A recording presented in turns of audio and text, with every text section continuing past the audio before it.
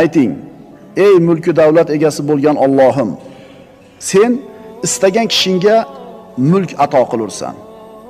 Istagan kishingdan bu mulkni tortib olursan. Istagan kishingni aziz qilursan, istagan kishingni xor qilursan. Bor yaxshilik yolg'iz seni qo'lingdadir. Biyadikal xoyr. Yaxshilik seni qo'lingda. Hamma narsa tasbih aytadi, lekin inson mana shu koinotni Alloh unga bo'ysun deb berganiga qaramasdan tasbih aytmaydi, g'ofil bo'ladi. Uyalmaydimi? Qilayotgan har bitta ishiga inson qiyomat kunida mas'ul bo'ladi. Alloh taoloning jamolini ko'rishlikka inson xardor bo'lishligi kerak. Mana shu emas men aqlli odam ishi. Ana shu Allohning jamolini ko'rishligi uchun inson nafsini jilolay bilishligi kerak. Inson fikr yurgizsa, tafakkur qiladigan bo'lsa, subhanalloh deyishlikdan boshqa chorasi qolmaydi. Alloh taoloni zulmdan poklash bu tasbih bo'ladi. Tasbih nima? Tasbih Allohni har qanday aybdan, nuqsondan va xususan zulmdan poklashlik. Alloh azza va jalla hadis qudusida aytadi: "Ey bandalarim, men o'zimga zulmni harom qildim. Sizlarning o'rtanglarda ham buni harom qildim. Bir-biringizlarga zulm qilmanglar." Zulm nima edi? Zulm adolatning ziddi. Adolat nima edi? Adolat har bir haq egasini haqqini berishlik. Zulm mana shu haq egasini haqqini ado qilmaslik. Alloh taolo hech qachon hech kimga misqoli zarra zulm qilmaydi. Nimaga loyiq bo'lsa, shuni beradi. Agar bir bandaga jazo bergan bo'lsa, shunga loyiq bo'ladi u. Endi Alloh taolo bir bandaga mukofot bergan bo'lsa, unga fazl ko'rsatgan bo'ladi. Esimizdan chiqmasin, ustimizda qanaqa bir xayriyat, yaxshilik siz bilan bizga yoqadigan bir ko'rinish bo'lsa, biz bunga loyiq bo'lganligimiz uchun berayotgani yo'q buni Alloh. Balki fazl ko'rsatyapti. Agar adolat qilsa, yer yuzida hech narsani qoldirmagan bo'lar edi. Qiyomat kunida Alloh taolo adolat qilsa, hech kim jannatga kirmaydi. Bizi qilayotgan savobli amallarimiz bu jannatning mukofoti, jannatning xizmat haqqi emas. Jannatga Allohning fazli bilan kiramiz. Qilgan amallarimiz ana shu jannatdagi darajamizni belgilaydi. Demak, Alloh taoloni zulmdan poklashligingiz bu tasbih bo'ladi. Alloh taolo hargiz bandalariga zulm qilmaydi. Mana bir qancha oyatlarni o'qiymiz. Astagfirullah, la zulmal yawm. Bu kunda hech kimga zulm qilinmas. Qiyomat kunida hech kimga Alloh zulm qilmaydi. Fama kana Allohu liyazlimahum. Bas Alloh ularga zulm qilguvchi bo'lmadi. Bir qavmni balo bilan, ofat bilan qirib, yakson qilib yo'q qilgan bo'lsa, orqasidan aytayapti Alloh taolo, Alloh ularga zulm qilgani yo'q. Ular o'zlariga o'zlari zulm qilishib oldi. Wala yuzlamuna fatila. Qiyomat kunida ularga qilchalik zulm qilinmas. Demak, subhan robbiyal a'lo, subhan robbiyal azim, subhanalloh deyotganimizda Alloh taoloni har qanday aybdan poklayotgan bo'lamiz. Astagfirullah. Va in kana mithqala habatin min khardalin atayna biha va kafa bina hasibin. Biz qiyomat kuni uchun adolatli mezon tarozilar qo'yurmiz. Bas biron jonga zarracha zulm qilinmas. Agar xardal o'simligining urug'idek yaxshilik yoki yomonlik qilingan bo'lsa, o'shani ham keltiramiz. Biz o'zimiz yetarli hisob-kitob qilguchidirmiz. Demak, Alloh azza va jalla zulm qilmaydi. Allohni zulmdan poklaymiz. Tasbih nima? Tasbih Alloh taoloni juftdan va farzanddan poklashlik. Biz musulmonlar Alloh taoloni farzanddan va ayoldan poklaymiz. Chunki Alloh taologa bu sifat loyiq emas. Fala haddalahu, fala ziddalahu, fala niddalahu. Imom Azam Fiqhul Akbarda aytadi, Alloh taoloning haddi yo'q, chegara yo'q Allohga. Alloh taoloning ziddi yo'q va Alloh taoloning tengi yo'q. Fala niddalahu. Shuning uchun Quraysh mushriklari Nabiy sallallohu alayhi vasallamdan kelib savol so'rashdi. Robbingni bizga sifatlab ber. Javob o'laroq Qur'oni Karimdagi hammamiz bilgan Ixlos surasi nozil bo'ldi. Qul huvallohu ahad, Allohus somad, lam yalid va lam yulad va lam yakun lahu kufuwan ahad. Ayting, u Alloh yagonadir. Alloh behojatdir. Lam yalid tug'madi va lam yulad tug'ilmadi va lam yakun lahu kufuwan ahad. Hech kim Allohga tengmas. U farzandga muhtoj bo'lish, xotinga muhtoj bo'lishlik, o'zi umuman bir narsaga muhtoj bo'lishlik bu mahluqotlarning sifati. Alloh azza va jalla bunday nuqsondan, bunday bir aybdan pok bo'lgan zot. Tasbihning ma'nolaridan as-subbuh ismi haqida aytiladi. As-subbuh, ya'ni Alloh taoloning sifatlari komil va go'zaldir. Inson nimani yaxshi ko'radi? Inson go'zalligini yaxshi ko'radi. Komilligini yaxshi ko'radi. Atoni yaxshi ko'radi. Mana shu uchala yaxshilikning masdari o'ziga Alloh subhanahu va taoloning o'zi bo'ladi. Komillikning masdari Alloh. Go'zallikning masdari asli Alloh va ato qilishlikning asli ham Alloh subhanahu va taolo. Ato qiladigan ham yolg'iz o'zi, Alloh azza va jallaning ishlari yomonlik va nuqsondan pok. Astagfirullah. Qulillahumma malikal mulki tu'til mulka man tasha'u wa tanzilul mulka mimman tasha'u wa tu'izzu man tasha'u wa tudhillu man tasha'u biyadikal khayr. Ayting, ey mulki davlat egasi bo'lgan Allohim, sen istagan kishingga mulk ato qilursan. Istagan kishingdan bu mulkni tortib olursan. Istagan kishingni aziz qilursan, istagan kishingni xor qilursan. Bor yaxshilik yolg'iz seni qo'lingdadir. Biyadikal xoyr. Yaxshilik seni qo'lingda. Bu oyatda biyadikal xoyr deyildi. Yaxshilik seni qo'lingda deyildi. Yomonlik seni qo'lingda deyilmadi. Chunki Alloh taolo bandalarga hargiz yomonlik qilmaydi. Avvalgi darslarimizda aytdik. Bu borliqda yomonlik bor bo'lsa, bu yomonlik nisbiy yomonlik deyiladi.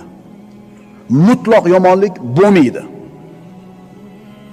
Mutlaq yomonlik degani orqasida hech qanaqa yaxshilik bo'lmagan. Boshi ham, o'rtasi ham, oxiri ham yomonlik, mutlaq yomonlik deyiladi. Bunaqa yomonlikni bo'lishligi mumkin emas. Masalan, bir odamni oyog'i sindi. Bu mutlaq yomonlikmi yoki nisbiymi? Nisbiy. Chunki oyog'i singanda zarar bo'lsa, endi ko'chaga chiqa olmaydi, gunoh ma'siyatdan ham tiyildi. Orqasida nimasi bor? Foydasi bor. Bir odam kasal bo'ldi. Yomonlikmi? Yomonlik. Yaxshiligi nima? Gunohlariga kaforat bo'ladi. Bir odamning katta miqdordagi pulini birov tortib oldi, g'asb qildi, zulman tortib oldi. Bermay qo'ydi. Yomonlikmi? Yomonlik. Yaxshiligichi? Qiyomatga qoldi. O'zi o'tkiza olmasda buncha miqdordagi pulni, to'g'rimi? Ko'ryapsizmi? Bu dunyoda bo'layotgan yomonliklar mutlaq yomonlik deyilmaydi. Bu nisbiy. Har qanday yomonlik orqasida nima bor? Bitta yaxshilik bor. Mana shu borliq samo bo'lsin, quyosh bo'lsin, osmondagi sayyoralar bo'lsin, yer bo'lsin, suv bo'lsin, borliq. Alloh yaratgan mahluqotlarning hammasi Allohga tasbih aytadi. Lekin biz ularni tasbihini tushunmaymiz. Astagfirullah. Tusabbihu lahus samawati as-sab'u wal ard wa man fihin va in min shay'in illa yusabbihu bihamdihi walakin la tafqahuna tasbihahum. 7 osmon, yer va ulardagi bor jonzot Allohni poklar. Allohga tasbih aytadi. Mavjud bo'lgan barcha narsa hamd sano aytish bilan u zotni poklar. Lekin sizlar ey insonlar, ularning tasbih aytishlarini, poklashlarini anglamassizlar. Dar haqiqat u halim va mag'firatli bo'lgan zotdir. Birodalar, nimaki bor bo'lsa bu borliqda. Alloh taolo yaratgan mahluqotlarning hammasi tasbih aytadi. Faqat ularning tasbihi qanaqa ekanligini biz tushunmaymiz. Ehtimol shamolni, daraxtlarni qimirlatayotganligi shamolning tasbihidir.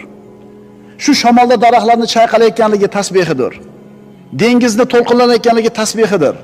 Hayvonlarni Alloh o'rgatgandek, ilhom bergandek ish yuritishligi tasbihdir.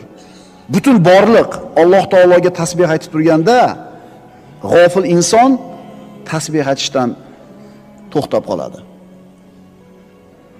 hamma narsa tasbih aytadi, lekin inson mana shu koinotni Alloh unga bo'ysun deb berganiga qaramasdan tasbih aytmaydi, g'ofil bo'ladi. Uyalmaydimi? Qilayotgan har bitta ishiga inson qiyomat kunida mas'ul bo'ladi. Mana shu dunyoda ne'matlariga, lazzatlariga sho'ng'ib ketishlik aqldan bo'ladimi? Bu aqli yo'q, ixtiyori bo'lgan hayvonlar qiyomat kunida mas'ul, javobgar bo'lmaydi. Ammo inson qiyomatda javob beradi. Payg'ambarimiz sollallohu alayhi vasallam aytganlar: Subhanalloh, valhamdulillah, va la ilaha illalloh, vallohu akbar deyishim men uchun quyoshning nuri tegayotgan hamma narsadan yaxshi. Butun borliq o'zini bor bo'lib turishligida Alloh taologa tasbih aytar ekan. Subhanalloh der ekan. Astagfirullah. Va inna minal hijarati lama yatafajjaru minhu al-anhar va inna minha lama yashaqqaqu fayakhruju minhu al-ma va inna minha lama yahbitu min khashyatillah. Zero deydi Alloh taolo Baqara surasida.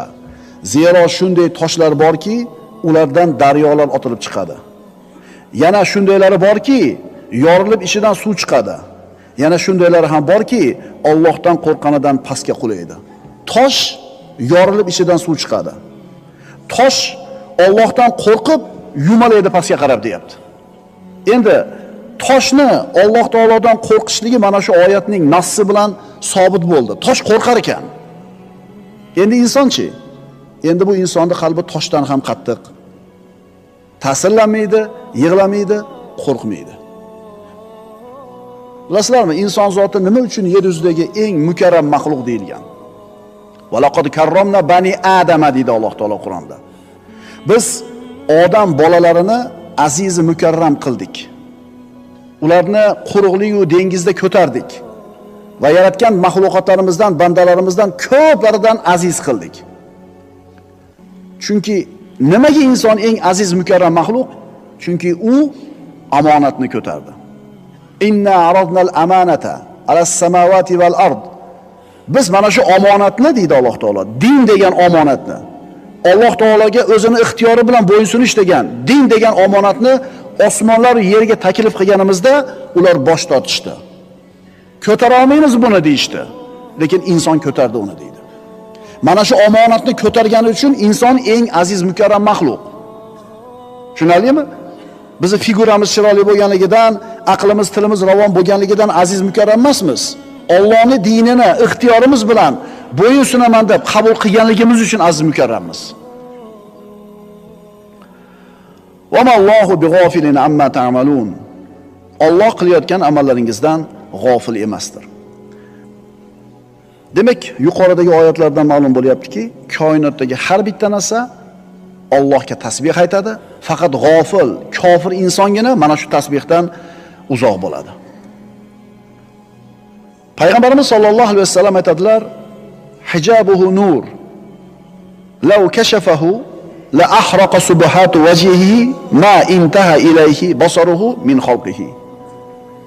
Payg'ambarimiz sollallohu alayhi vasallam mana Mirojdan qaytib tushganlarida Alloh taolo bilan rozi aytishdi. 5 mahal namozni farziyatini olib tushdilar va Oysha onamiz so'radilar: "Ya Rasululloh, hal ro'ayta robbaka? Robbingizni ko'rdingizmi?" deganida an-nur, nur, anna ara. Hamma yo'q nurida, qayoqdan ko'raman dedi. Mana Robbimiz subhanahu va taolo haqida payg'ambarimiz aytibdilar, uning hijobi nurdir. Nurdan bo'lgan nimasi bor? Hijobi bor, to'sig'i bor.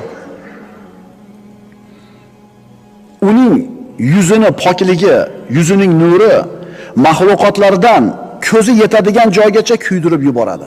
Ya'ni Alloh taoloning nazari qayerga yetsa, agar shu pardani ko'tarsa, bu nur, bu yorug'lik butun mahluqotlarni kuydirib yuboradi. Ya'ni butun mahluqotlarning hammasini kuydirib yuboradi. Musa alayhissalom Alloh subhanahu va taolodan Tavrotni qabul qilib olishlik uchun mana Tur tog'iga keldi. Va kallamallohu Musa taklima. Alloh taolo Musoga o'zi gapirdi. Mana eshitganidan keyin Parvardigor, arini anzur ilayk. O'zingni ko'rsat, senga bir nazar solay, senga bir boqay dedi. Alloh taolo nima dedi? Lan taroni. Hargiz meni ko'ra olmaysan. Inson bu dunyoda turar ekan, hali o'lmas ekan, jannatga kirmas ekan, hargiz Allohni ko'rishi mumkin emas. Qachoniki Musa va'dalashgan vaqtimizda Tur tog'iga kelib, Parvardigori unga bevosita so'zlagach, u Musa dedi: "Parvardigorim, menga jamolingni ko'rsatgin, senga bir qaray." Alloh dedi: "Sen meni bu dunyoda hargiz ko'ra olmaysan." Lekin bandasini boyaga qiziqishini qanoatlantirib qo'ydi Alloh taolo.